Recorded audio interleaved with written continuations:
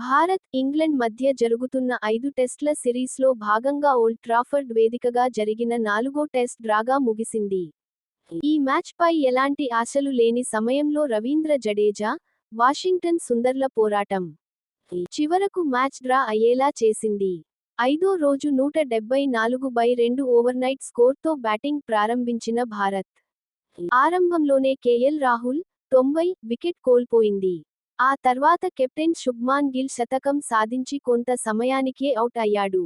ఈ దశలో భారత అభిమానులు మ్యాచ్పై ఆశలు వదిలేసుకున్నారు. కానీ జడేజా, సుందర్లు మాత్రం పట్టువదలకుండా బ్యాటింగ్ చేశారు. వీరిద్దరి భాగస్వామ్యాన్ని బ్రేక్ చేయడానికి ఇంగ్లండ్ నానా కష్టాలు పడింది. అయితే ఈ దశలో విసుగు చెందిన ఇంగ్లండ్ కెప్టెన్ మ్యాచ్ని డ్రా చేయాలని జడేజాను ఒప్పించే ప్రయత్నం చేశాడు. కానీ అప్పటికే జడేజా, సుందర్లు సెంచరీకి చేరువలో ఉన్నారు. దీంతో జడ్డూ మ్యాచ్ని డ్రా చేసేందుకు అంగీకరించలేదు. దీంతో సహనం కోల్పోయిన స్టోక్స్, జడేజాతో మితిమీరి ప్రవర్తించాడు. సెంచరీ చేయాలనుకుంటున్నావా? హ్యారీ బ్రూక్, బెన్ డకెట్ల బౌలింగ్లో సెంచరీ చేస్తావా? అంటూ కవ్వింపు చర్యలకు దిగాడు.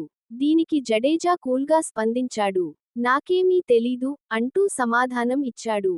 అన్నట్లుగానే స్టోక్స్ బెన్ డకెట్కి బౌలింగ్ ఇచ్చాడు. అతను గల్లీ క్రికెట్లో బౌలింగ్ చేసినట్లు చేశాడు. అయితే అతని బౌలింగ్లో సిక్సు కొట్టి సెంచరీ సాధించాడు జడేజా. ఆ తర్వాత 2 ఓవర్లలో సుందర్ 101 కూడా శతకం బాదాడు. వీరిద్దరు కలిసి 203 పరుగుల భాగస్వామ్యాన్ని జత చేసి మ్యాచ్ని డ్రా చేశారు. అయితే స్టోక్స్ ప్రవర్తనపై సోషల్ మీడియాలో అభిమానులు మండిపడుతున్నారు. ఒక కెప్టెన్గా ఉండి ఇలా ప్రవర్తించడాన్ని తప్పుబడుతున్నారు. ఒకవేళ తన జట్టు ఆటగాళ్లు ఆ పరిస్థితిలో ఉండి ప్రత్యర్థి కెప్టెన్ అలా చేస్తే ఒప్పుకుంటారా అని ప్రశ్నిస్తున్నారు. అయితే అనంతరం రవీంద్ర జడేజా సుందర్ పై ప్రశంసల వర్షం కురిపించాడు. వీరిద్దరు చివర్లో చాలా అద్భుతంగా ఆడారని పాకిస్తాన్ మాజీ కెప్టెన్ బాబర్ ఆజం ఓ సోషల్ మీడియా ద్వారా తెలిపాడు.